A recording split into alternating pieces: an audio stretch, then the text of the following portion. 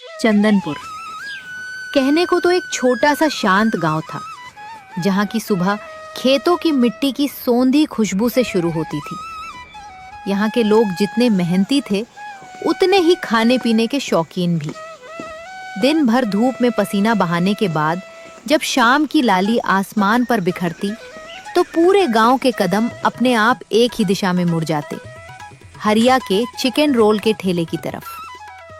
हरिया जो एक छोटे से घर में अपने बड़े भाई बनवारी और भाभी चंपा के साथ रहता था। किस्मत ने इस परिवार को खुशियों के साथ साथ एक दर्द भी दिया था। चंपा भाभी की तबीयत हमेशा खराब रहती थी, मानो बिस्तर से उनका पुराना नाता हो। इसी वजह से बड़े भाई बनवारी कभी घर से बाहर नहीं जा पाते थे। वो घर पर ही रहकर अपनी पत्नी की तीमारदारी करते और साथ ही साथ अपने छोटे भाई के लिए वो जादुई चिकन रोल और उसके खास मसाले तैयार करते। जब रोल तैयार हो जाते तो हरिया उन्हें ठेले पर लाद कर गांव के छोर पर अपनी दुकान सजा लेता। शाम ढलते ही ठेले पर भीड़ जुटने लगे। तभी गांव के दो नियमित ग्राहक वहां पहुंचे। एक थी गांव की महिला सरला भाभी और दूसरा था सलीम। हरिया स्वभाव से तो बहुत सीधा और सीधा साधा दिखता था, पर वक्त पड़ने पर उसकी बुद्धि बड़ी चालाक और तेज चलती थी। देख हरिया, मैं तेरी दुकान पर रोज आती हूँ, रोज खाती हूँ, पर तू बड़ा मतलबी है रे। क्या तू मुझे इस चिकन रोल की रेसिपी और इसके जादुई मसाले का राज नहीं बता सकता? बता दे, किसी को नहीं कहूंगी। हरिया ने मुस्कुराते हुए कबाब सेकते हुए कहा, भाभी जी, आप भी रोज एक ही सवाल लेकर बैठ जाती हैं। कितनी बार कहा कि मुझे कुछ नहीं पता। मैं तो बस यहाँ ठेला लगाता हूँ और बेचता हूँ। जो कुछ भी जादू है वो मेरे बनवारी भैया के हाथों में है, वो किसी को नहीं बताते। तभी पास खड़ा सलीम अपनी उंगलियां चाटते हुए बीच में कूद पड़ा। उसकी बातों में एक अजीब सी कड़वाहट थी। पर तू कब तक दूसरों के भरोसे जिएगा हरिया? देख, मेरी बात मान। मेरा भी एक बड़ा भाई था, पर उसने वक्त आने पर मुझे ऐसा धोखा दिया कि मैं कहीं का नहीं रहा। तुझे क्या लगता है तेरा भाई जिंदगी भर तेरे लिए कमाता रहेगा? एक दिन वो तुझे। सलीम अपनी बात पूरी भी नहीं कर पाया था कि हरिया की आंखों में अंगारे उतर आए। सलीम भाई, खाना है तो शांति से खाओ, पर मेरे भैया के खिलाफ अगर एक शब्द भी जुबान से निकाला तो मुझसे बुरा कोई नहीं होगा। मैं अपने भैया के बारे में कुछ नहीं सुन सकता। सलीम ने माहौल को बिगड़ता देख तुरंत अपने सुर बदले। अरे अरे, गुस्सा मत कर छोटे, मैं तो बस वैसे ही कह रहा था। चल, गुस्सा छोड़ और एक प्लेट और लगा दे। हरिया ने सरला भाभी की तरफ देखा, जो चुपचाप तमाशा देख रही थी। और सरला भाभी, आप भी सिर्फ बातें बनाने आई हैं या रोल भी खाएंगी? अगर पूछना है तो रास्ता नापिए। दोनों ने चुपचाप अपनी अपनी प्लेटें ली, रोल खाए और वहां से निकल गए। देखते ही देखते ठेले पर लोगों का आना जाना लगा रहा और हरिया के हाथ तेजी से चलते रहे। सूरज अब ढलने को था। ठेले पर सिर्फ कुछ ही रोल बचे थे। तभी शहर की चमक दमक से सराबोर दो परदेसी बाबू पैदल चलते हुए हरिया के ठेले के पास आकर रुके। उनके कपड़े और बात करने का अंदाज गांव वालों से बिल्कुल जुदा था। वे आपस में अंग्रेजी में कुछ बड़बड़ा रहे थे, पर बीच बीच में हिंदी का भी इस्तेमाल कर रहे थे। हरिया, जो दिखने में भले ही एक ठेले वाला था, पर वो पढ़ा लिखा था। वो उनकी अंग्रेजी की बातें अच्छी तरह समझ रहा था। पहले परदेसी बाबू ने हरिया को देखते हुए थोड़ी मिक्स भाषा में पूछा, हे भाई, कैसे दे रहे हो ये चिकन रोल? क्या भाव है इसका? हरिया ने बिना किसी झिझक के बेहद साफ और सुरीली अंग्रेजी में जवाब दिया, sure sir, it's very reasonable. बहुत ही वाजिब दाम है। ये सुनकर दोनों परदेसी बाबू चौंक गए। अरे भाई, तुम गांव के होकर इतनी शानदार इंग्लिश बोल रहे हो और यहाँ गांव के कोने में चिकन रोल का ठेला लगा रहे हो। ये हुनर और ये काम। क्या करे साहब, मजबूरी है। बड़े भैया घर पर रहते हैं क्योंकि भाभी की तबीयत बहुत खराब रहती है। उन्हें इस हाल में अकेले छोड़कर मैं कहीं दूर नहीं जा सकता। बड़े बड़े शहरों की कंपनियों से कई ऑफर आए, पर मुझे इस गांव की मिट्टी और अपनों के बीच जो सुकून मिलता है वो कहीं और नहीं। वो इंसान मूर्ख होते हैं हरिया, जो अपने सपनों को दबाकर जीते हैं।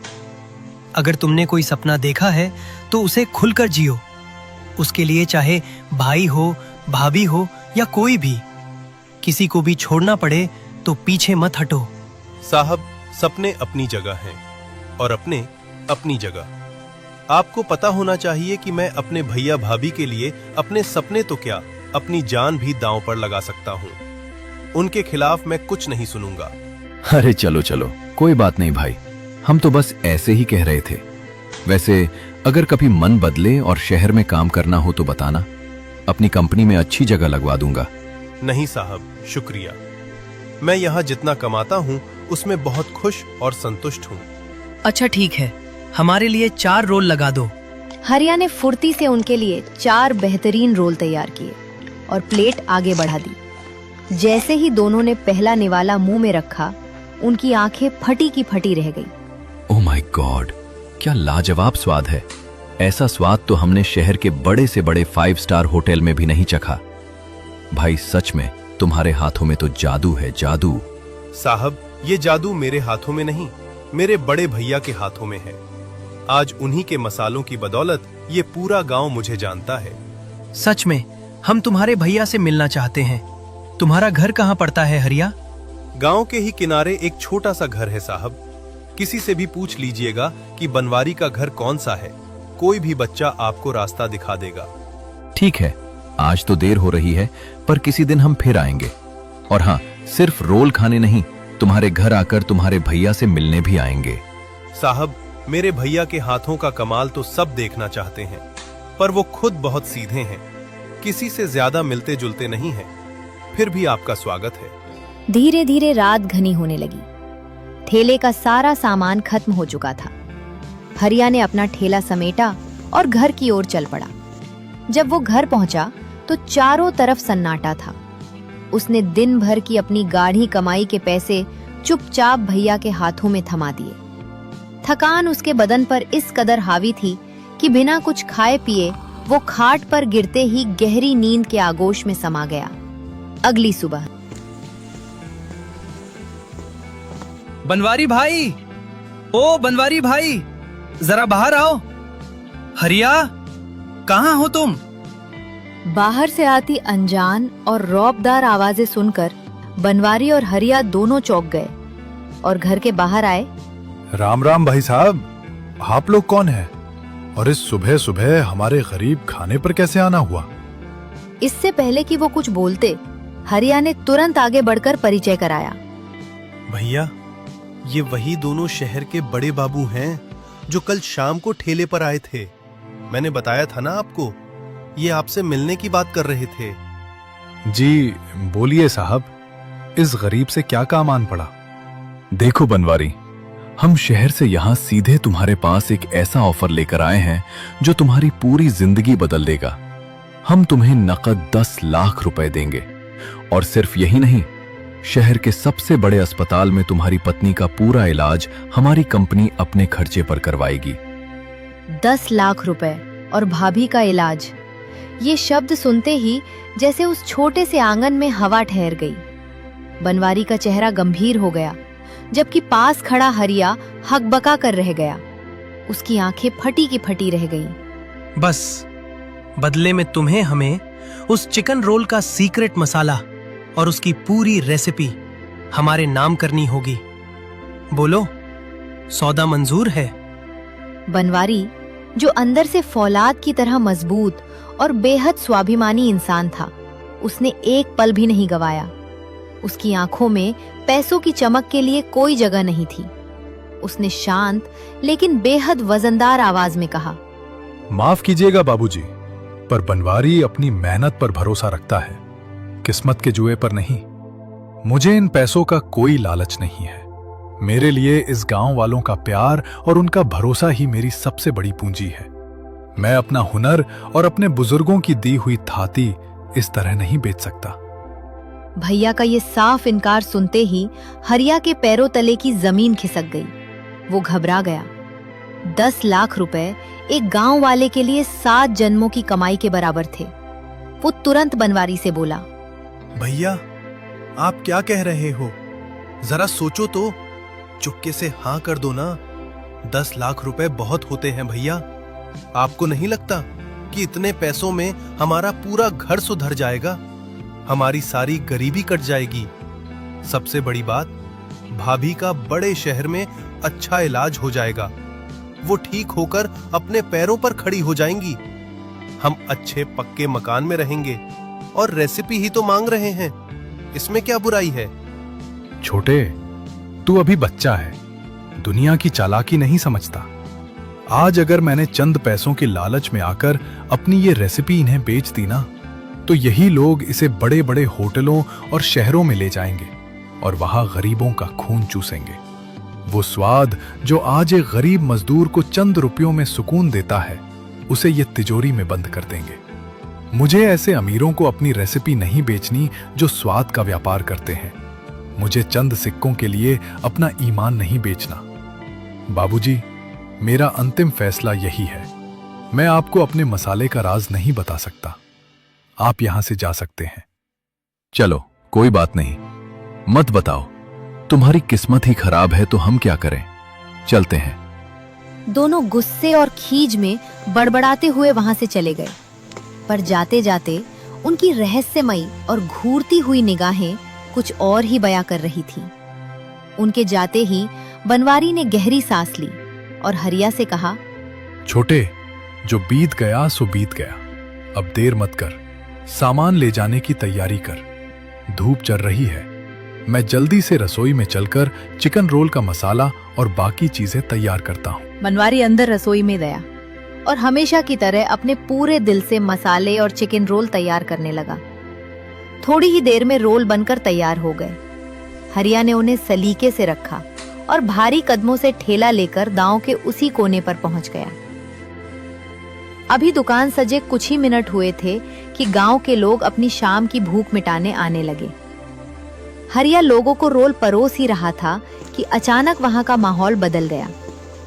भीड़ के बीच से रास्ता बनाते हुए एक पढ़ी लिखी रसूखदार मैडम और उनके साथ खाकी वर्दी में एक पुलिस वाला ठेले की तरफ बढ़े। पुलिस वाले को देखते ही हरिया का दिल जोर से धड़कने लगा। गांव का सीधा साधा लड़का कानून और पुलिस के पचड़े से डर गया। उसके माथे पर पसीने की बूंदें छलक आईं। मैडम ने ठेले के पास आकर हरिया को गौर से देखा और पूछा, तुम ही हरिया हो? जी मैडम, मैं ही हरिया हूँ। बताइए मैडम, मुझसे कोई गलती हो गई क्या? मैं तो बस यहाँ ईमानदारी से। डरो मत हरिया, हम यहाँ तुम्हें पकड़ने नहीं आए हैं। दरअसल कल शहर के जो 2 आदमी तुम्हारे घर 10 लाख का ऑफर लेकर आए थे, वो मेरी ही विरोधी कंपनी के लोग थे। मुझे पता चला कि तुम्हारे बड़े भाई ने उनका वो बड़ा ऑफर सिर्फ अपने स्वाभिमान के लिए ठुकरा दिया। मैं ऐसे ईमानदार हुनर की कद्र करना जानती हूँ। जी मैडम, तो फिर आप यहाँ? मैं यहाँ तुम्हारे साथ एक ईमानदारी का सौदा करने आई हूँ।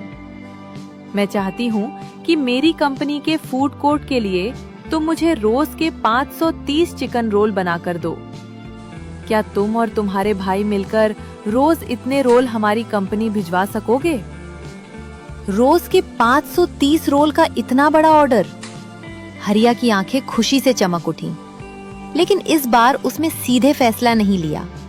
उसने संभल कर कहा, मैडम, सौदा तो बहुत बड़ा है, पर मुझे इसके लिए अपने बनवारी भैया से बात करनी पड़ेगी। रेसिपी और मसालों का हक सिर्फ उन्हीं का है। बात करने की कोई बात नहीं, तुम आराम से पूछ लेना। लेकिन अभी तुम्हारे पास जितने भी चिकन रोल हैं, वो सारे के सारे पैक कर दो। मैं आज ही इन्हें अपनी कंपनी के लोगों को चखाना चाहती हूँ। हरिया ने खुशी खुशी फुर्ती से ठेले के सारे रोल पैक करके मैडम को दे दिए। मैडम ने उसे पूरे पैसे दिए और वहां से चली गई। अभी शाम पूरी तरह ढली भी नहीं थी कि हरिया खाली ठेला लेकर वापस घर पहुंच गया। इतनी जल्दी भाई को घर लौटते देख बनवारी हैरान रह गया। क्या हुआ छोटे, आज इतनी जल्दी घर आ गया? सब खैरियत तो है ना? भैया, आज तो गजब हो गया। शहर की एक बहुत बड़ी कंपनी की मालकिन खुद पुलिस वाले के साथ हमारे ठेले पर आई थी। उन्होंने हमारे रोल का स्वाद और आपकी ईमानदारी की कहानी सुनी थी। उन्होंने हमारे साथ एक बड़ा सौदा किया है। हमें अब उस कंपनी के लिए रोज के 530 चिकन रोल बनाकर देने हैं। कोई बात नहीं छोटे, अगर वो हमारी मेहनत की कद्र कर रही हैं, तो हम उनके लिए रोज इतने रोल बना देंगे। सच में भैया, आप तैयार हो गए? थैंक यू भैया। अगली सुबह जब सूरज की पहली किरण भी ठीक से जमीन पर नहीं उतरी थी और हरिया सोकर जगा भी नहीं था, बनवारी रसोई में पसीना बहाकर आपका एक लाइक, एक कमेंट और एक सब्सक्राइब हमें और भी बेहतरीन कहानियां बनाने की प्रेरणा देता है। धन्यवाद। मिलते हैं अगली शानदार कहानी में, सिर्फ मिस्टर इंडियन कार्टून पर।